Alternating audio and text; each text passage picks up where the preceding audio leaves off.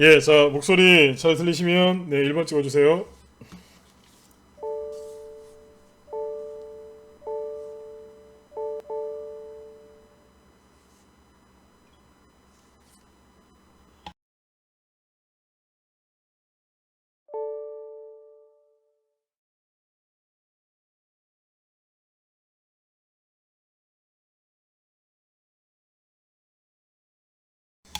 네, 자, 예, 어서 들어오세요. 자, 필명자 한번 불러볼까요? 네, 빅리치님, 네, 피자님, 홍이님, 기선의울님, 비엔나님도 오셨고, 타르가님, 백돈수님, 우리 고귀한 사랑님, 네, 빨간등대님, 다둥이맘님도 오셨고요. 네, 스니퍼님도 오셨고, 모두바다님, 제네로님, 가연님, 건강경님, 예, 우상형모님도 어서 오세요. 네, 예, 청명님도 어서 오세요. 네, 돌멩님도 오셨고, 돈보러부세, 달빛 희망님, 레드벨벳님, 네, 어서 들어오세요. 자, 오늘 이제 어제는 이제 코스닥 지수가 좀 3%까지 시원하게 끌어올려줬고 코스피 지수도 1%까지 잘 올라와서 어제는 좀 잘 끝났어요. 그래서 어제 이제 분위기가 굉장히 좋았었는데 오늘은 또 이제 그 지수가 또 오늘은 좀 이제 하락을 좀 했죠. 지수가 좀 빠지면서 종목도 좀 빠져가지고 오늘 좀 이렇게 전반적으로 이제 개인 투자자분들 마음이 이렇게 많이 이렇게 편하지는 않으셨을 것 같아요. 여러분들은 오늘 어떻게 좀 잘 보내셨는지요? 네. 그래서 오늘은 이제 지수가 어떻게 갑작스러운 악재에 의해서 잠시 이제 급락 또는 투매가 나왔을 때 어떻게 대응할지에 대해서 한 번 더 말씀드리도록 하겠습니다. 어제 방송 마칠 때는 그런 얘기를 했었거든요. 이제 투매 얘기는 이제 더 이상 안 해도 되겠다 그런 얘기를 했었는데 오늘 보니까 점심까지는 잘 가다가 후반부 되니까 또 개인분들이 또 투매를 하셔가지고 종목들이 좀 이제 눌렸더라고요. 그래서 투매에 관련된 얘기를 오늘 또 해야 되겠구나 그런 생각을 했습니다. 그래서 오늘도 이제 투매가 나올 때 이 투매의 원인이 뭔지 이런 것도 살펴보고 또 이제 어떻게 대응해야 되는지 이런 거에 대해서도 이제 말씀을 드릴 테니까 한번 이제 잘 들어주시고 또 제 대응 전략 짜실 때 참고하시면 되겠습니다. 오늘 저녁에 방송을 할 때 이제 방송창 제목을 뭘로 할까 고민을 많이 했어요. 그래서 네, 뭘로 하지? 한참 고민하다가 할 기회에 마땅한 게 없더라고요. 그래서 뭘로 할까 하다가 그냥 아까 문자 보낸 것처럼 그냥 그렇게 해놨습니다. 그래서 그냥 참고하시면 되겠고 오늘은 이제 투매 오늘 이제 최근에 아무튼 월요일부터 투매가 좀 나왔는데 그 원인에 대해서 한번 얘기를 좀 해보도록 할게요. 제가 낮에 방송할 때도 이제 정치 얘기나 이런 얘기를 잘 안 하는데 오늘은 정치 얘기를 조금 이제 필요한 부분만 꺼내서 살짝 좀 해보도록 하겠습니다. 이건 시황을 잡아드리려고 하는 얘기니까 그냥 참고해서 들어주시면 되겠어요. 먼저 이제 투매 원인에 대해서 이제 간략하게 한번 짚어볼게요. 최근에 이제 우리나라 언론을 통해서 이제 우리가 주식하는데 여러 가지 도움을 받을 수 있는 정보들이 언론 또는 뉴스에 이렇게 많이 제공이 되는 경우도 있습니다. 그런데 언론에는 항상 좋은 얘기만 나오는 게 아니라요. 개인들이 속을 수 있는 이제 그런 안 좋은 정보 또는 컨텐츠들도 제공이 많이 되거든요. 근데 이제 이렇게 보면 최근에 이제 언론을 통해서 뉴스를 통해서 많이 나왔던 얘기는 이제 위기설 하여튼 안 좋은 얘기들이 좀 많이 나왔습니다. 그런데 지금 이제 월요일하고 화요일날 우리나라 증시도 이제 하락을 좀 했었는데 투매가 나왔던 원인은 일단은 여러 가지가 있는데 한번 쭉 얘기를 하나하나씩 해보면서 제가 이게 맞는지 안 맞는지 한번 따져볼게요. 첫 번째는 미국 금리 인상이라는 얘기를 합니다. 네. 그리고 신흥국 위기설, 국제유가 같은 게 하락한다. 이게 지금 그래서 주식시장이 많이 떨어졌다 이런 얘기 하시는 분도 있는데 언론에서 이런 얘기를 많이 하고 있습니다. 그 다음에 미국이랑 중국 간에 이제 무역 전쟁, 무역 보복 이것 때문에 많이 이제 빠졌다. 증시가 투매가 나왔고 이게 앞으로 더 안 좋을 수도 있다. 이렇게 비관적으로 보시는 분들도 꽤 많으신 것 같아요. 근데 제가 지금 말씀드렸던 이것들 가지고 하나하나 따져볼게요. 첫 번째, 미국이랑 중국 간에 지금 이제 무역 전쟁 때문에 지수가 빠졌다고 하는데 정확히 얘기하면 미국과 중국 간에 그 무역 마찰이 좀 있었잖아요. 근데 그거는 지난달 말인가요? 그때 이제 미국이랑 중국이랑 그 무역 대표부들끼리 만나가지고 합의를 했어요. 근데 이제 너무 대충 합의한 거 아니냐 이제 그런 얘기가 나올 정도로 합의를 일단 했거든요. 근데 요번에 이제 트럼프 대통령이 이제 미국이랑 북한 정상회담이 있고 나서 그걸 또 엎어버렸죠. 뒤집어 놨습니다. 네, 딱 뒤집어 놓으니까 다시 또 이제 뭐 관세를 뭐 25% 때리고 막 이게 그렇게 해요. 그러니까 중국도 이제 체면이 있으니까, 저는 체면이라고 봐요. 체면이 있으니까 우리도 뭐 그렇게 할 거야라고 나오고, 트럼프 대통령은 더 세게 나가고, 니들 그런데 또 하겠다 그러면 거기다 얼마를 더 얹을 거다 이렇게 얘기하고 있거든요.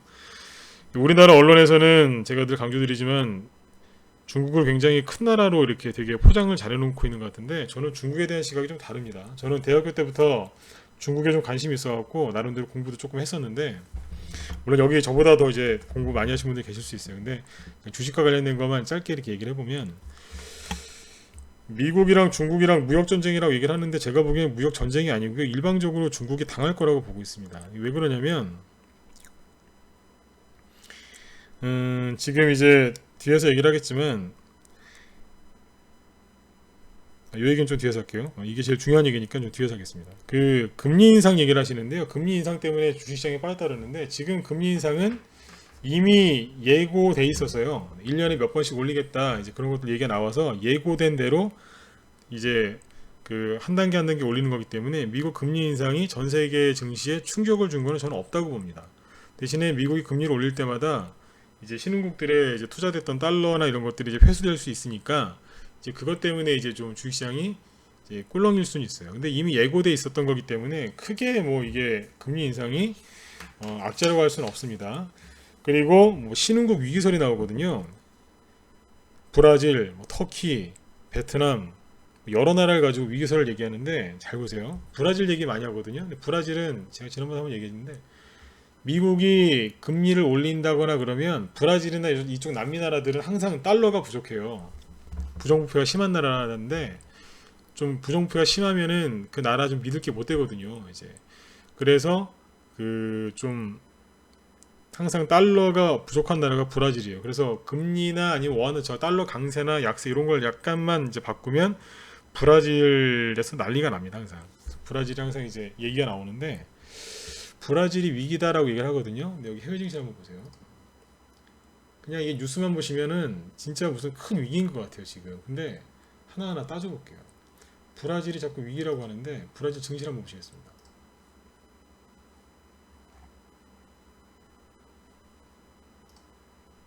보세요. 여러분들이 보시기에는 이게 브라질 증시거든요. 최근에 막 떨어지죠. 이 차트만 보면 어떻게 생각하세요? 진짜 위기 같죠? 엄청나게 떨어졌어요. 5월 한 중순부터 막 떨어져요. 한 달 동안 이만큼 떨어졌어요. 8만 5천 원 이상에 있던 지수가 6만, 거의 7만을 깼거든요. 그러니까 20% 정도는 빠진 것 같네요. 많이 떨어졌죠? 큰일 난 것 같잖아요. 이것만 보면. 근데 더 크게 보여드릴게요. 신고가 나다가 너무 많이 올라가갖고 한번 그냥 눌러주는 거예요. 신고가가 그러니까 너무 많이 올라가고 신고가였어요. 돌리다가 한번 살짝 눌러준 거예요.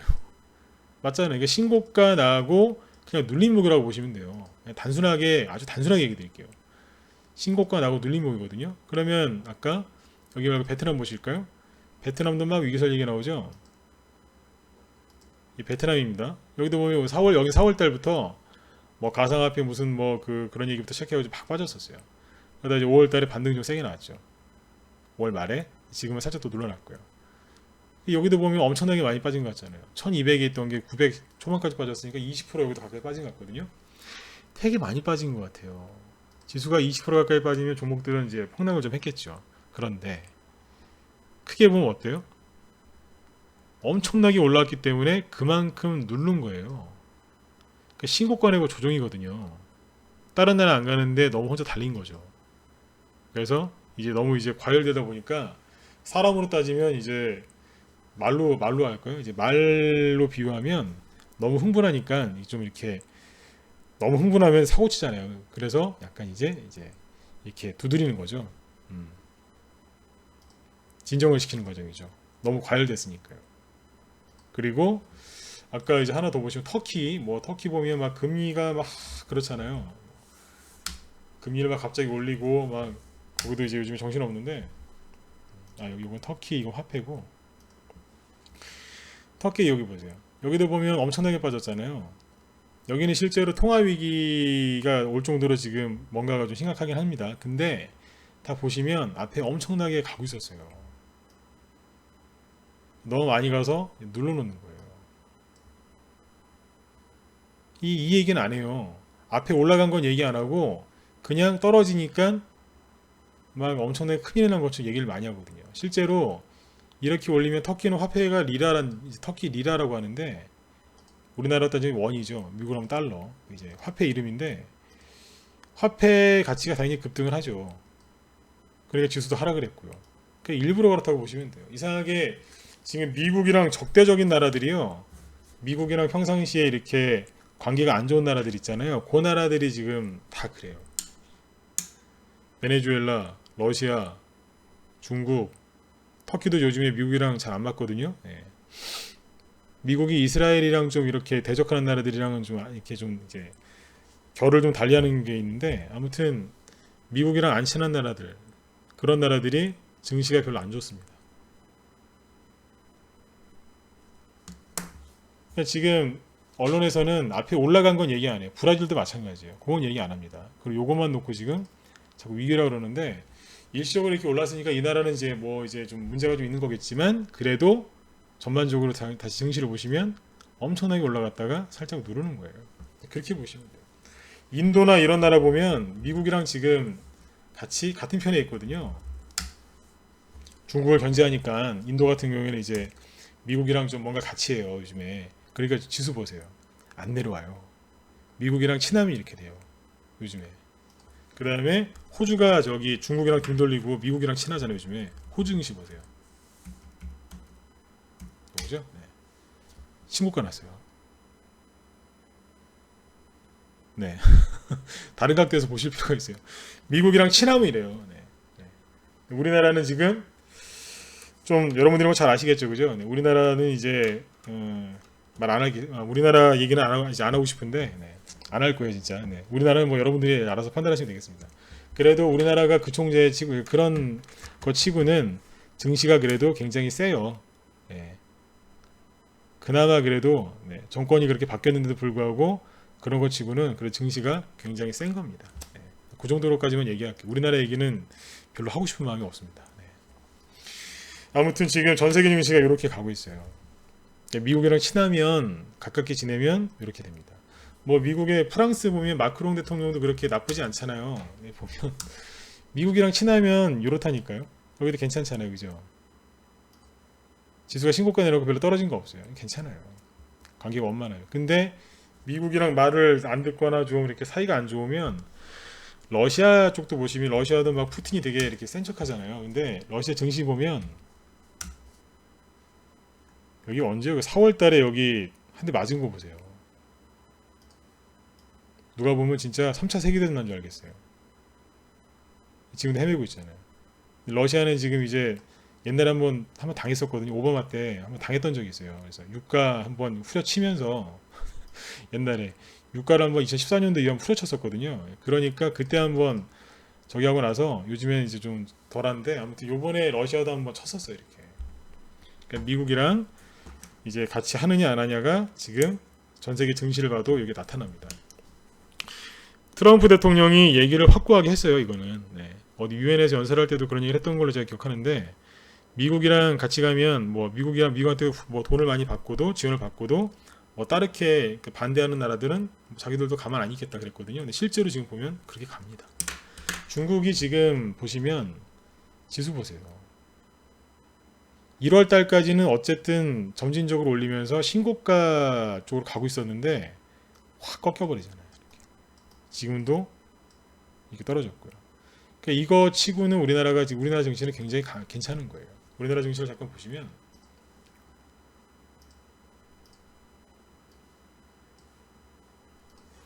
최근에 뭐 4개월 동안 좀 빠져서 그런데 코스닥은 더 강하고요. 네. 코스피 지수도 보시면 전체적으로 보면 이렇게 돼 있어요.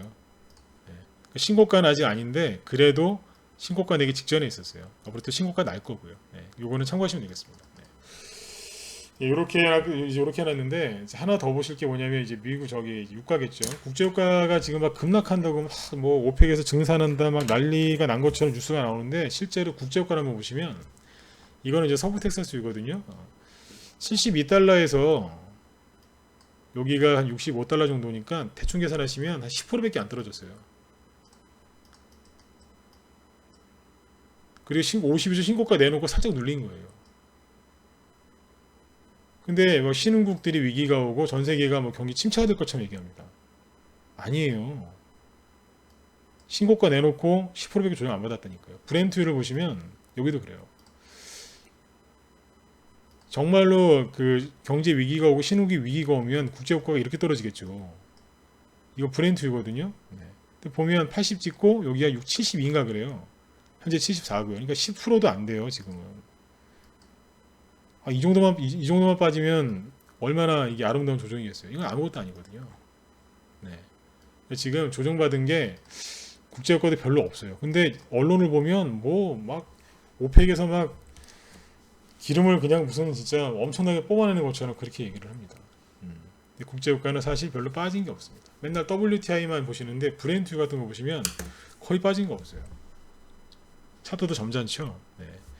이거예요. 그러니까 지금 이제 그 왜 이렇게 지수가 특히 코스닥이 하루에 3%씩 이틀 동안 급락했을까요? 개인들이 불안해서 그래요. 정말로 위기가 아니고 언론에서 나오는 얘기가 온통 안 좋은 얘기만 나오잖아요. 맨날 아니면 북한 얘기밖에 안 나오고. 요즘에 뉴스 보시면 솔직히 뉴스를 계속 보시면 스트레스를 더 많이 받으실 수 있어요. 요즘에 솔직히 뉴스 보면 좋은 게 없잖아요. 뭐 맨날 누구 죽였다, 뭐 어디서 뭐 이상 음란 행위를 했다든지, 네, 맨날 아니면 김정은 얘기 나오고, 네. 뭐 경제가 안 좋다느니 뭐 하여튼 뭐 안 좋은 얘기만 나와요. 뉴스만 계속 뉴스를 너무 많이 보시면 오히려 진짜 정신건강 해로울 것 같아요, 진짜. 이제 그런 뉴스들을 이제 많이 뭐 보시다 보니까 스트레스를 많이 받으시는 거죠. 예, 그래서 이제 수익이 최근에 2월 달부터 조정 이제 시작된 조정이 한 5개월 정도 이렇게 끌다 보니까 지금 주식을 들고 하시는 분들도 많이 힘들어하시고 이제 단기로 이렇게 대응하시는 분들도 많이 힘들어하세요. 그런데 항상 그래요. 조정은 언젠간 끝나요. 근데 그 마지막에 어떻게 하고 끝나냐면 완전히 이제 다 털어버립니다. 하다 하다가 이제 도저히 못하겠다 그러면 주식을 그 마지막까지 버티던 분들이 던질 때가 있어요. 그때가 끝이에요. 100명 중에 아니면 1000명 중에 돈 버는 사람은 두세 명밖에 안 된다잖아요. 그 정도로 악랄하게 하고 합니다. 네, 그래서 여러분들이 이거를 잘 견디셔야 돼요. 특히 이제 주식을 좀 이제 들고 하시는 걸 좋아하시는 분들 있으시죠? 그러니까 정말 투자하시는 분들, 네, 그러면 중장기로 하시는 분들은 조금만 더 견디시면 돼요. 이게 마지막이에요. 맨 마지막이 가장 힘들어요. 숨쉬기 힘들 정도로 답답하고 불안하고 그래요. 제가 지금 여기 금리 인상, 그 다음에 뭐 국제유가 동향, 아까 신흥국 몇 개 보여드렸잖아요. 근데 이걸 쭉 얘기하면서 저도 이제 생각을 해봤어요. 언론에서 나오는 얘기랑 이런 것들을 쭉 조합해서 보면 정말 큰일 날 것 같아요. 주식시장이 그러니까 언론에서 하는 말을 100%다 믿으면 정말 주식시장이 폭락할 것 같아요. 근데 제가 이제 하나하나 반박하잖아요. 저기 신고가 났다가 10%밖에 안 떨어졌다 지금. 그리고 저 뭐 아까 뭐 러시아나 아까 브라질, 베트남 보여드리면서 신고가 엄청나게 났다가 올라온 거에 3분의 1 정도인가요? 그 정도밖에 조정 안 받았어요. 여러분들이 산 주식이 예를 들어서 앞으로 많이 갈 건데 이만큼 올라왔다가 요만큼 빠졌어요. 여러분들 이렇게 뭐 돈을 많이 벌었는데 요만큼 떨어졌다고 머리 비관적으로 이렇게 갑자기 바뀌시고 그러나요? 아니잖아요. 또 가겠네 이런 생각하잖아요. 근데 이만큼 올라온 주식이 요만큼 떨어졌다고 앞에 거는 얘기 하나도 안 해주고 여기만 얘기해 주는 거예요. 망했다고 이제 망한다고 이제 끝났다고. 그 사람도 이상한 거죠. 네, 여러분들이 언론에서는 이런 얘기를 다 안 해줘요. 솔직히 신문 기사 그거 얼마나 길이가 얼마나 된다고요. 얼마 안 되잖아요, 그죠? 그래서 이 얘기를 제가 뭐 시간상 지금 해드릴 수 있는 얘기는 여기까지인데 이런 것들을 참고하셔갖고 너무 마음을 불안하게 잡지 마세요. 언론에서 이제 뉴스에서 나오는 얘기들도 맞는 얘기를 갖고 쓰긴 쓰는데 너무 한쪽만 갖고 얘기하는 거예요. 네, 다른 건 얘기 안 해주니까 그렇죠. 네. 그 안 해주는 얘기를 제가 조금 오늘 좀 해드렸습니다. 네, 이건 이제 참고하시면 되겠고, 그 다음에 이제 중국이 지금 이제 자꾸 G2 미국이랑 중국이 우리나라에서 G2라 그러는데 저는 중국을 그렇게 생각해요. 옛날에 이제 뭐 대학교 다닐 때 이제 조금 아니 아주 조금 공부해 중국에 대해서 공부를 해봤는데 제가 이제 주식하면서도 이제 경제 공부를 좀 했었거든요. 경제사 같은 걸 조금 이제 조금 했습니다. 이제 조금 공부해봤는데 제가 생각하는 중국은 좀 무식한 나라예요. 네. 청나라 때 명나라 다음에 청나라였잖아요. 청나라 때 얼마나 무식했냐면 청나라가 저기 북방 오랑캐잖아요. 원래 그게 내려와서 이제 그 중국을 이렇게 통일을 한 건데 왜 이 얘기하냐면 한 100년 전까지만 해도 엄청나게 무식했던 이제 오랑캐였단 말이에요. 좀 그렇게 생각을 해요. 죄송한데 여기 뭐 중국 분들 와 계신지 모르겠는데 생각이 좀 다를 수 있으니까 그냥 양해를 해주고 그냥 양해를 좀 해주세요. 근데 이 중국이 지금 하도 청나라 때 하도 무식해갖고 북방민족이다 보니까 이제 뭐 배 타고 다닐 일이 없잖아요, 그죠? 명나라 때는 이제 수군이 참 유명했다고 그랬는데 뭐 정화제동 이런 얘기 많이 하잖아요. 근데 이제 명나라 때 있었던 그 해군을 청나라 이제 그 오랑캐 출신들이 와가지고 그 배를 쓸 데가 어디 있겠어요? 잘 모르니까 그 해군을 유지하려면은 군함이 얼마나 컸겠어요. 유지하려면 돈이 많이 들어가니까 그걸 다 뜯어가지고 땔감으로 썼대요. 그러니까 중국 민족이 그런 민족이에요. 물론 이제 똑똑한 사람도 있겠지만 청나라 때 하도 무식해갖고 군함을 뜯어가 해군 그 군함을 뜯어가지고 이제 땔감으로 써가지고 나중에 뭐 아편 전쟁이나 이제 그때 그게 영국이나 이쪽에 해군한테 밀려가지고 그렇게 된 거 아니에요, 그게. 되게 그러니까 역사를 딱 보면은 그 청나라 때 그 상위층들이 얼마나 무식했는지를 알 수 있는 거죠. 네. 그러니까 지금 그 이후로 뭐 공산화되고 이렇게 쫄쫄쫄 굶다가 최근 들어가지고 조금 이제 살만하니까 뭐 이렇게 막 네, 중국 사람들이 이제 돈이 좀 생기니까 그것도 중국 사람들보다 이제 공산당 중국은 이제 그 우리나라는 이제 재벌들이 이제 부자잖아요. 근데 거기는 이제 공산당 초창기 공산당 그 이제 간부들 이제 그 사람들이 이제 부자들인데 재벌 이제 상류층인데 쫄쫄쫄 굶다가 이제 살림살이 좀 나아지고 돈 좀 생기니까 이제 막 네, 그러는 거예요. 허세를 지기는데 제가 보기엔 그렇게 보입니다. 중국에서 뭐 군사력을 확대한다고 막 그러는데 제가 얘기 듣기로는 중국에서 무슨 잠수함을 뭐 이제 엄청나게 공들여서 만들었는데 잠수함은 말 그대로 조용하게 움직여야 되잖아요. 근데 하도 소음이 많이 나가지고 그 잠수함이 지나가면 다 안답니다. 일본이나 우리나라나 미국이나 그 잠수함 중국 잠수함 지나가면 다 안 돼요. 하도 시끄러워가지고 그러니까 경운기 달달달거리면서 가듯이 뭐 그런 얘기도 하는데요. 이게 중국이 지금 뭐 그러면서 이제 그런 나라 좀 그런 나라라고 봐요. 실제로 지금 그렇고요. 그리고 뭐 항공모함을 만들었다 그러는데 지금 뭐 미국이 이렇게 막 이제 관세를 때리면서 막 하니까 중국에서 뭐 미국에서 파는 무슨 이제 뭐 농산물 가지고 막 이렇게 우리도 수입하는 거 그거에 대해서 관세를 부과하겠다 막 그러죠. 제가 알기로는 미국이 이제 전 세계 그 패권 국가잖아요. 근데 미국 군사력이 얼마나 대단하냐면 전 세계 해군력 있잖아요. 해군력에서 1위부터 13위까지인가요? 1위가 이제 미국이고 2위부터 한 14위까지인가를 다 합쳐도 미국을 못 따라간대요. 그 정도로 미국이 대단한 나라인데 지금 뭐 중국이 지금 항공모함 만들었다고 그러는데 이게 중국이 왜 그러냐면 전 세계 상품 가격을 좌지우지하는 게 제가 알고 있기로 유대인들이거든요. 뭐 로스차일드란 얘기도 많이 들어보셨죠, 그죠? 로스차일드 가면 유대인들이 이제 전 세계 상품 가격, 그러니까 뭐 곡물가도 그렇고 유가도 그렇고 그렇게 유대인들이 이제 통제한다고 보고 있습니다. 근데 중국이 땅은 넓은데 기름이 안 나요. 그러니까 에너지를 다 거의 다 수입해서 써요. 땅은 넓은데 그래요. 그리고 땅이 넓으니까 뭐 곡물이 넘쳐날 것 같죠? 중국은 뭐 아시는 분들 여기 많으시겠지만 에너지나 식량을 거의 자급이 안 돼요. 이 나라가 수입을 많이 해서 써야 돼요. 근데 그 밑에 쪽에 그 뭐예요? 그 바닷길이 막힐까봐 그게 두려우니까 거기다 지금 뭐야 거기 뭐야 그 뭐라고 그러죠? 네. 갑자기 생각이 안 나는군요. 맨날 그 영유권 분쟁하는 데 있잖아요.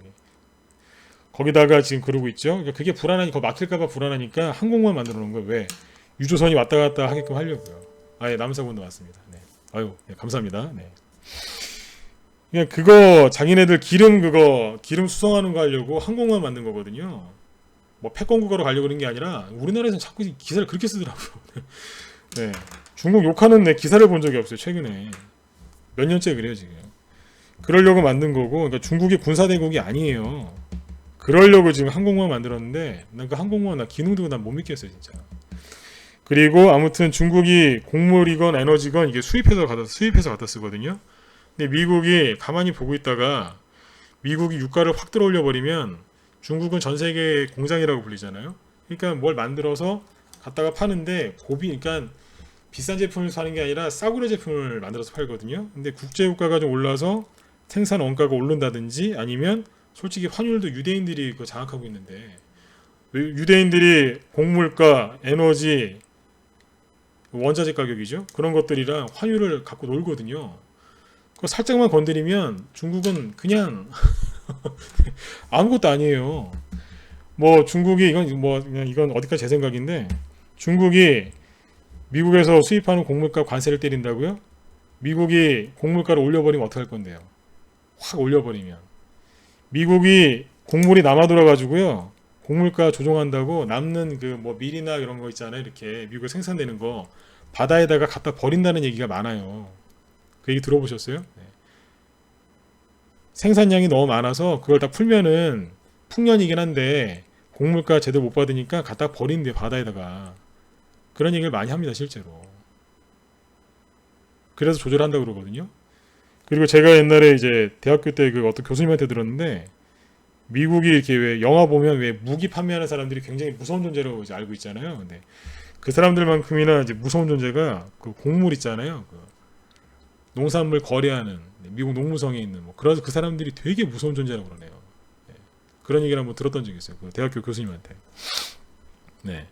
그러니까 지금 미국이 맘만 먹으면 곡물가, 뭐 에너지 그거 다 마음대로 할 수 있습니다. 그러면 중국 아무것도 못해요. 제가 보기에는 중국이 미국한테 까부는 걸로밖에 안 보이는 거죠. 근데 그게 이제 증시로 보면 미국 제 얘기는 참고만 하세요. 다우지수 보세요. 미국이 피해를 볼 것 같으면 벌써 떨어졌죠. 조정도 얼마 안 받았는데 살살살살 올리고 있어요.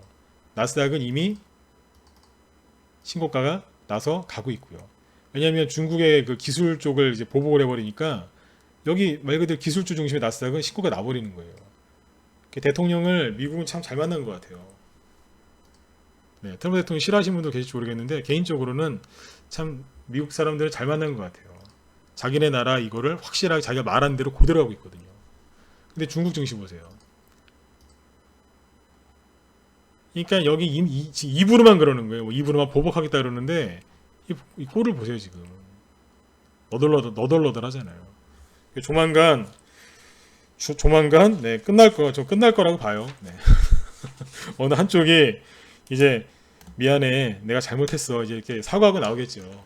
대신에 저기 보는 눈이 많으니까 좀 나 체면 좀 살려주면 안 될까? 이러면서 이제 한쪽이 고개를 숙일 것 같아요. 제 생각엔 그렇습니다. 네. 네, 그냥 편안하게 얘기를 했는데 중국이 숙이지 않겠나 좀 그런 생각을 해요. 네. 그리고 미국이 왜 저렇게 세게 나가냐면 네, 청룡님? 네. 아, 역도산, 예. 네. 그러니까 중국이, 청룡님 말씀 맞으세요. 중국이 G2라고 우리나라 자꾸 띄우는데, 제가 보기에는 그냥 그래요. 네. 그냥 사적인 자리면 그냥 막 진짜 쌍욕도 막 하고 싶은데, 네. 여기서 감히 그럴 수는 없고, 그냥, 네, 저는 중국이 이렇게 대단한 나라가 아니라고 봅니다. 네. 얼마 전까지 쫄쫄쫄 굶다가, 돈 좀 버니까 너무 사람들이 좀 그렇게 된 것 같아요. 네. 지금 여기 상해 증시 이 꼴을 보면 누가 이기고 있는지 여러분들도 이제 확실하게 이제 이해가 되실 것 같습니다. 그리고 이제 마지막으로 이제 요거는 한 말씀 더 드릴게요. 뭐가 있냐면 무역이라는 게 있잖아요. 저도 이제 공부하다가 이제 좀 알았는데 다 아실 거예요. 이거 상식적인 거니까. 무역이라는 게 서로 이제 주고받는 거잖아요. 그러면 미국 입장에서도 상대방을 완전히 죽이진 않아요. 상대방을 완전히 죽여버리면 거의 누구랑 거래할 거예요.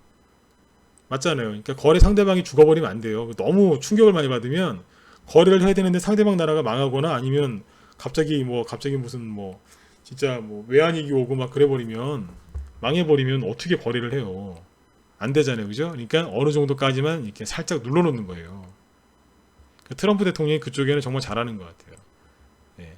근데 이제 각 나라마다 뭐 캐나다면 캐나다, 유럽이면 유럽 다 체면이 있잖아요. 전통 있는 나라들인데 특히 유럽은 네. 체면이 있으니까 그렇게 하는 거죠. 예, 홍희님, 그 얘기는 좀 민감한 얘기인데, 네, 네, 홍희님이 더 잘 아실 것 같아요. 네, 그 얘기는 좀 민감한 얘기라서 제가 그쪽 전문가는 아니니까 답변을 좀 드리기가 좀 그렇습니다. 네, 홍희님이 좀 뭐 알고 얘기하시는 것 같은데, 네, 네, 그건 죄송합니다. 여기서 이제 뭐 주식 얘기랑 조금 벗어나는 것 같아서, 네, 그 얘기는 제가 답변을 좀 못 드리겠습니다. 양해 말씀 부탁드릴게요. 네. 아무튼 무역을 하면 상대방이 너무 치명타를 입거나 죽으면 안 돼요. 그러니까 이게 어느 정도 선에서 끝날 거예요. 네. 그리고 트럼프 대통령이 2016년 그때 당선되기 전부터 네. 계속 얘기를 해왔던 거고 미국은 지금 그렇게 가고 있어요. 네. 그리고 지금 우리나라 경제 정책이 좀 그래서 그렇지 전 세계 경제 초호황이에요. 네. 그러니까 앞으로 미국이란 나라가 돈을 얼마나 잘 벌겠어요. 그러면 중국 주식 사는 것보다 미국 주식 사는 게 훨씬 나을 수도 있죠. 중국하고 지금 미국 상태를 보세요.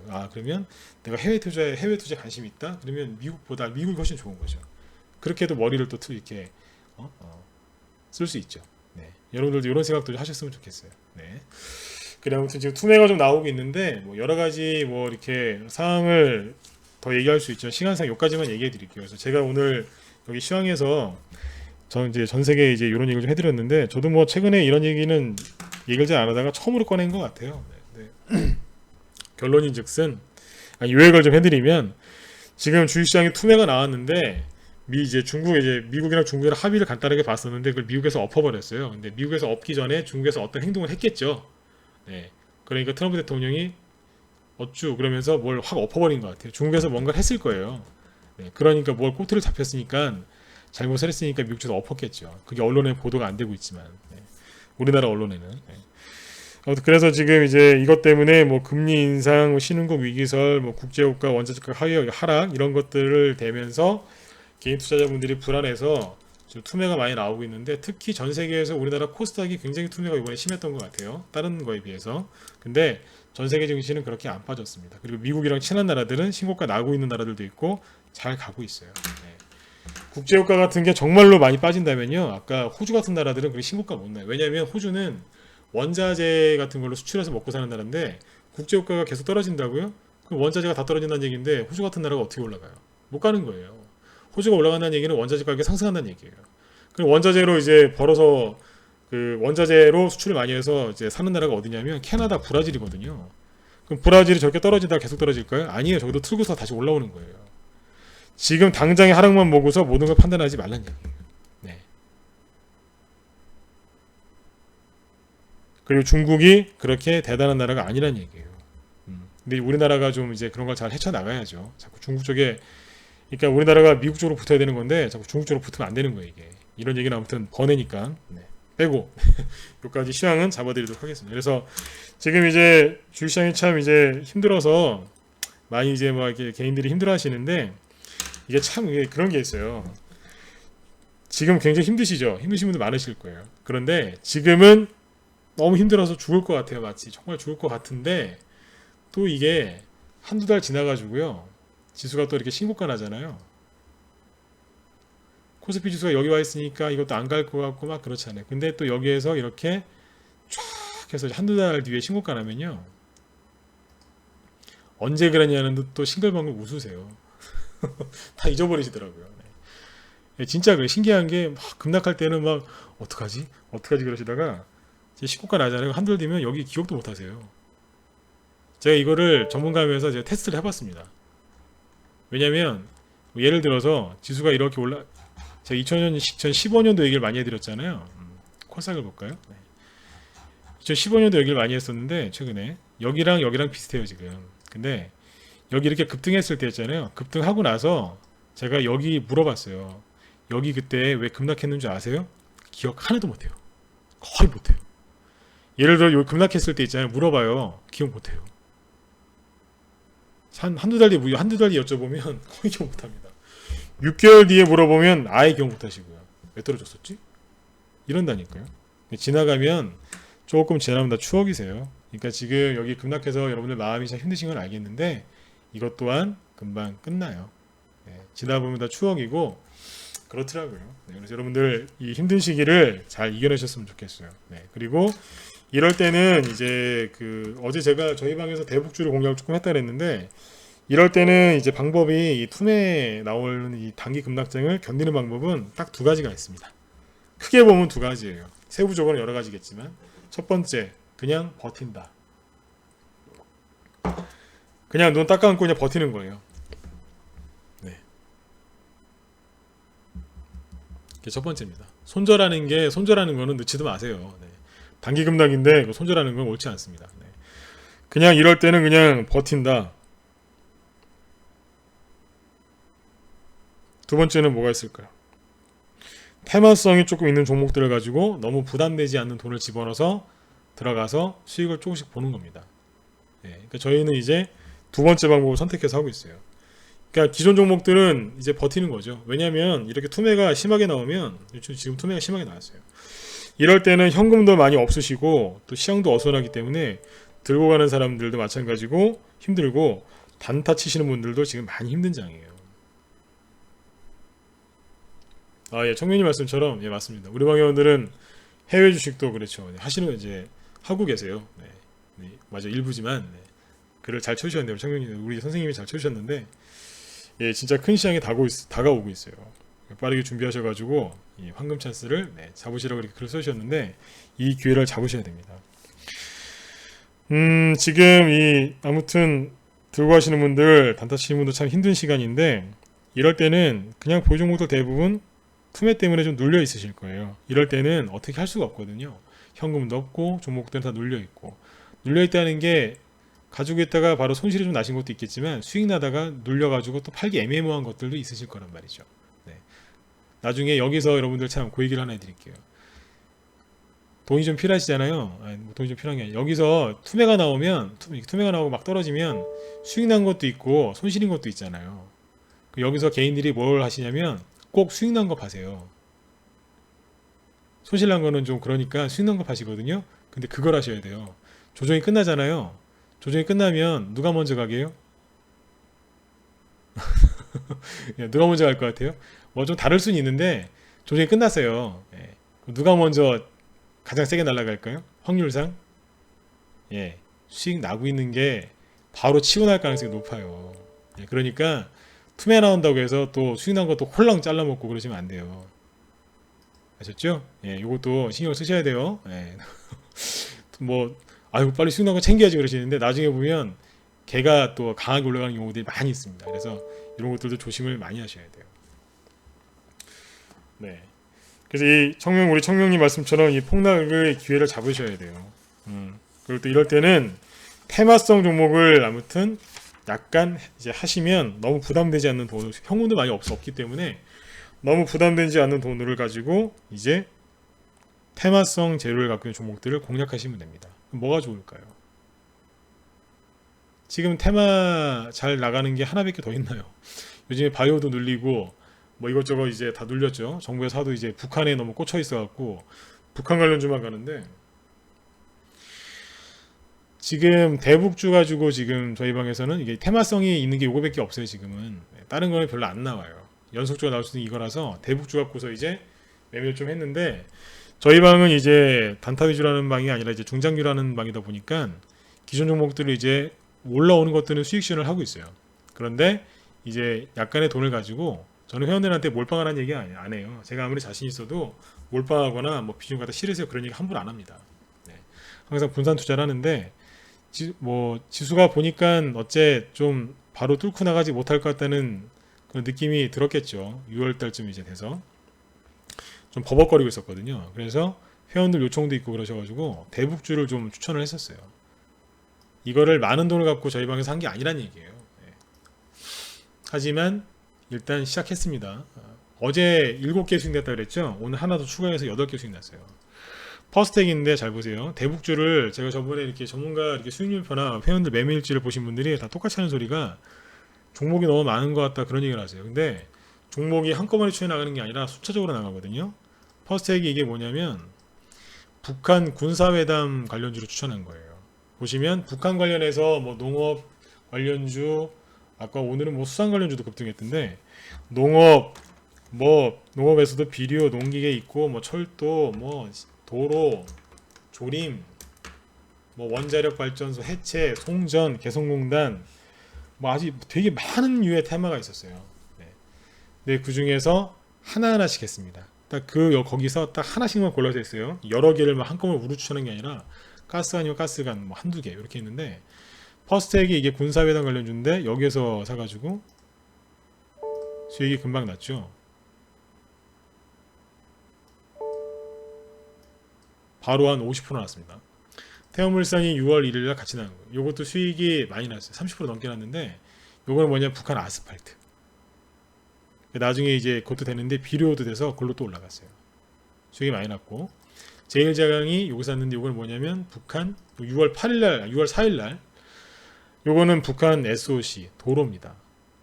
계속 올라가고 있죠. 지금도 물량을 좀 갖고 있어요. 수익이 요것도 얼마나 많이 났겠어요. 30-40% 이상 났겠죠.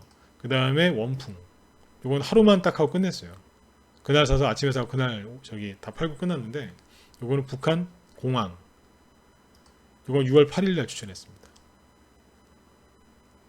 한국 테크놀로지 6월 10일날 사갖고 이틀 있다가 상한가 그 언저리에서 싹 팔고 나왔어요. 수익 한 15%에서 20% 정도 이틀 만에.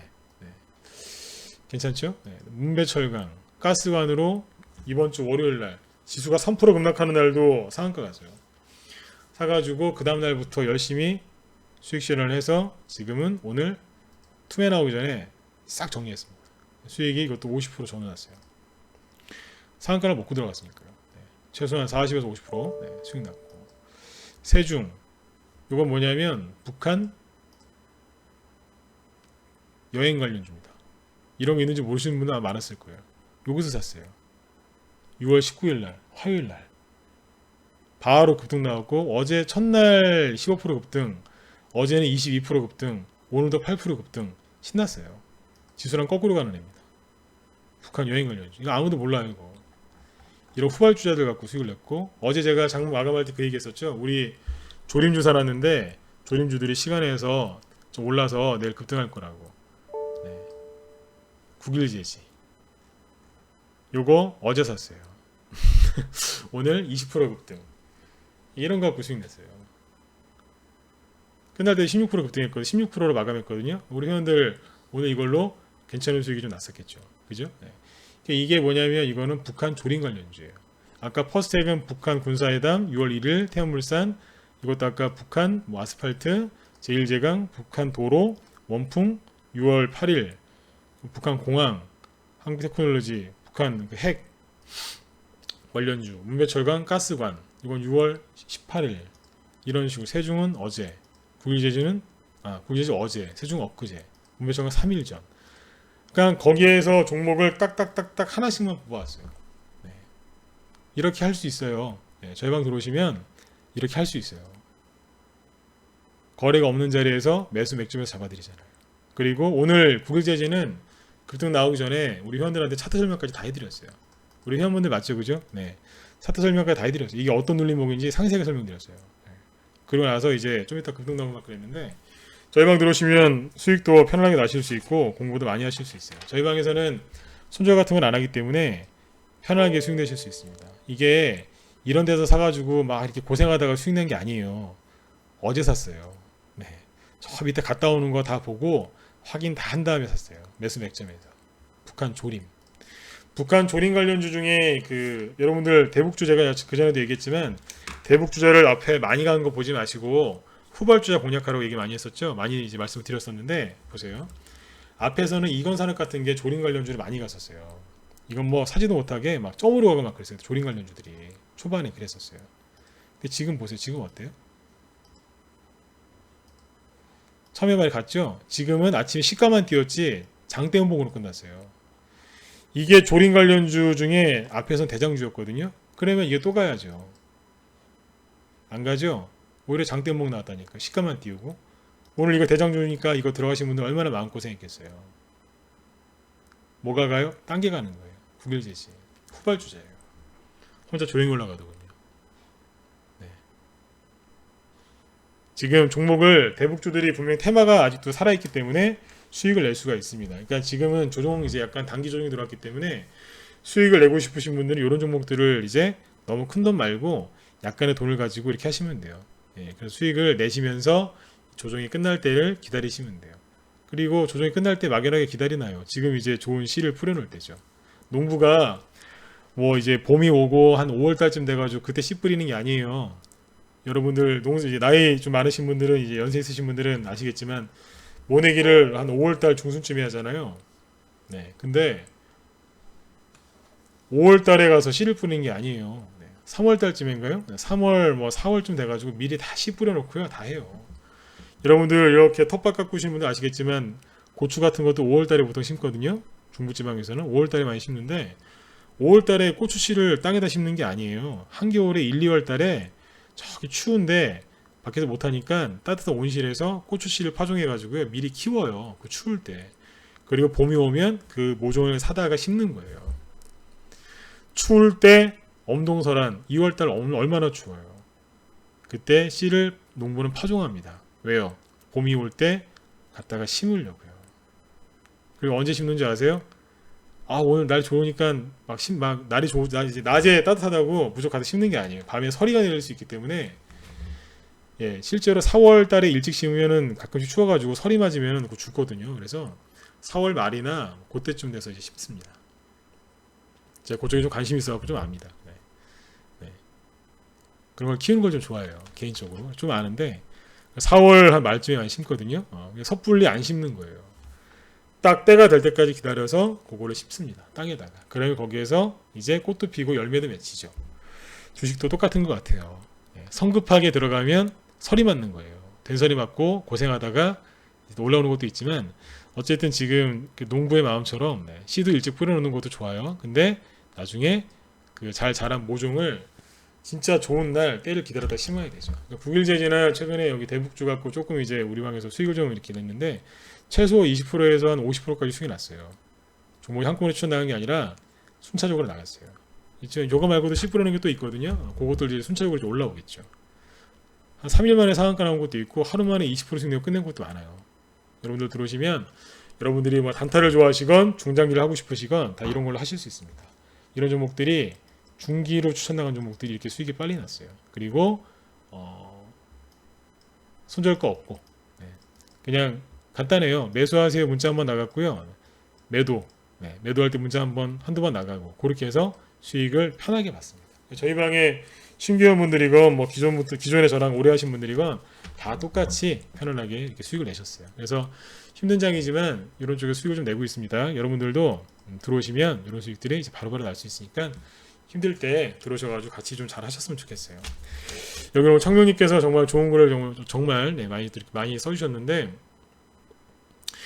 이 주식이라는 게 우리 청룡님 말씀처럼 참 혼자 하는 게 어려워요. 참 어려운 건데 어떻게 보면 되게 쉬운 거잖아요. 싸게 사서 비싸게 팔면 되는데 뭐가 이렇게 어려운지 모르겠어요. 그죠? 사람 욕심도 들어가고 뭐 이렇게 자꾸 이제 경제적으로 여러 가지 이제 이유가 있다 보니까 참 주식이 쉬우면서도 어려워요. 그래서 이 주식이 진짜 이게 혼자 하는 게 아니에요.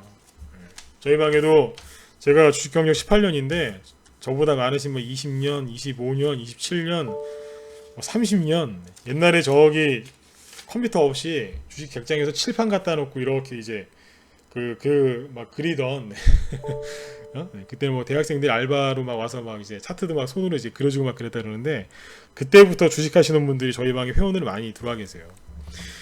그래서 지금 저희 방에는 진짜 여러분들이 주식 투자는요 경험 많으신 분들이랑 같이 하셔야 돼요. 저도 이제 경험이 20년 가까이 된다고 하지만 저희 방에는 뭐 20년, 30년 되신 분들 많이 계시거든요.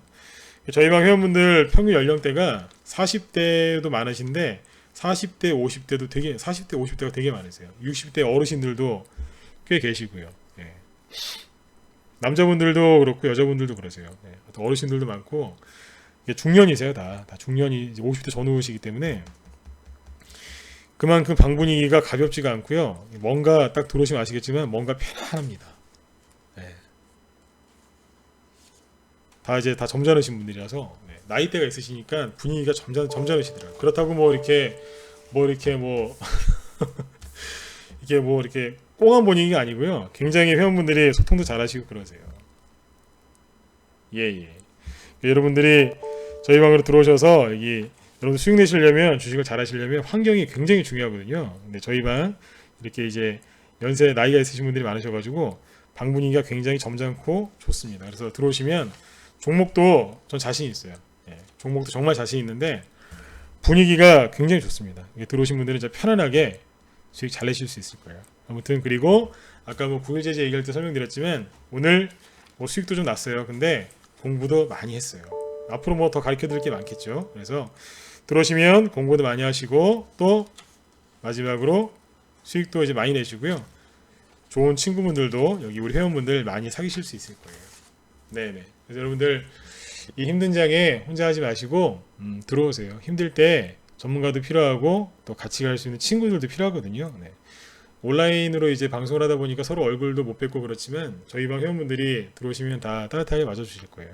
다 좋으신 분들이세요. 대부분 장기 회원들이시고 그래서 들어오시면 아주 편안하게 이제 친근하게 잘 가실 수 있을 겁니다. 네.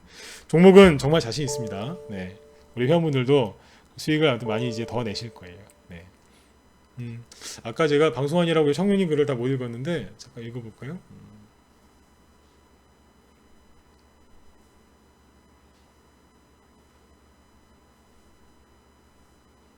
네네. 청년님께서 오늘 좋은 걸들도 많이 써주셨네요. 네.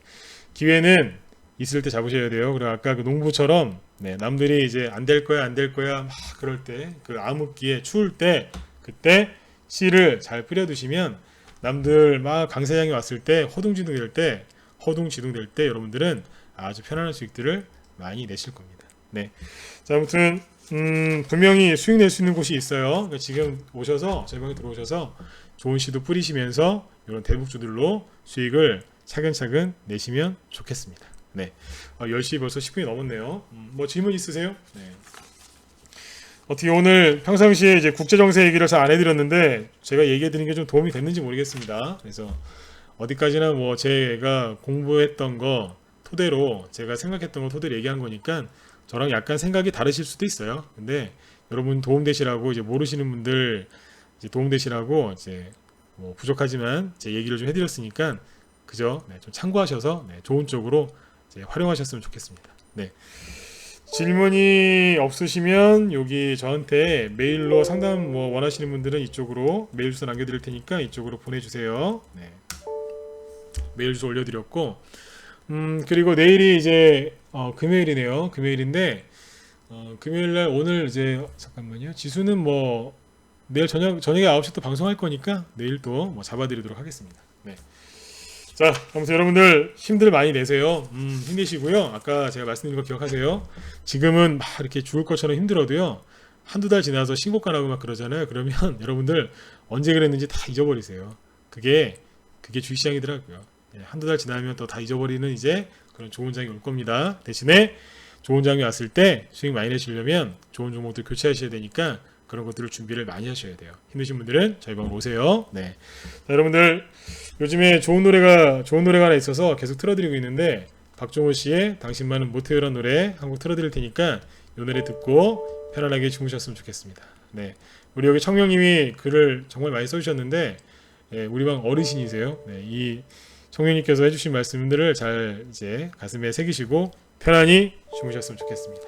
네네. 자, 여러분들 편안히 주무시고 네, 내일 아침에 또 뵙도록 하겠습니다. 네, 지금까지 진검승부였습니다. 감사합니다. 네, 내일 또 오세요. 네, 안녕히 주무세요.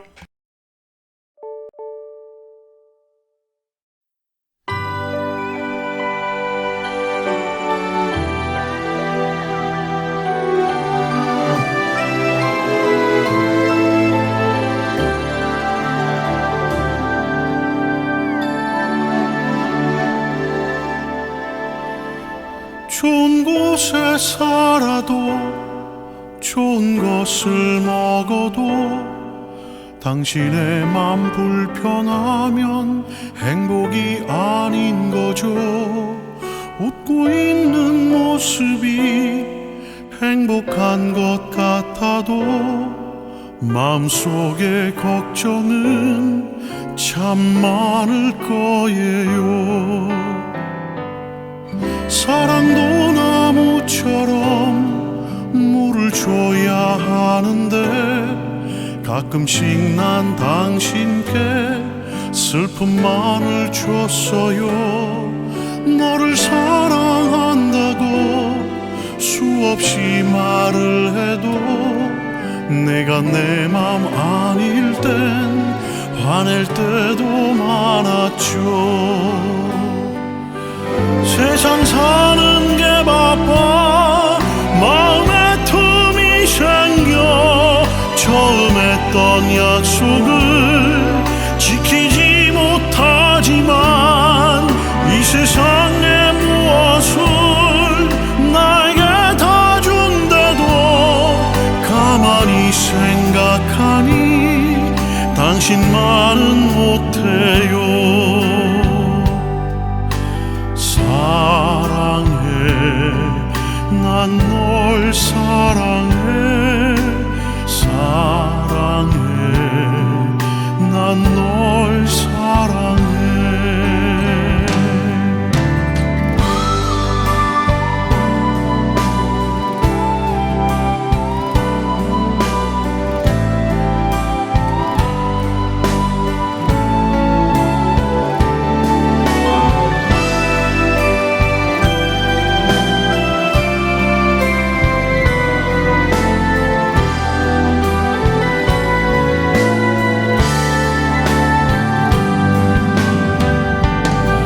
세상 사는 게 바빠 마음에 틈이 생겨 처음 했던 약속을 지키지 못하지만 이 세상에 무엇을 나에게 다 준대도 가만히 생각하니 당신만은 못해요.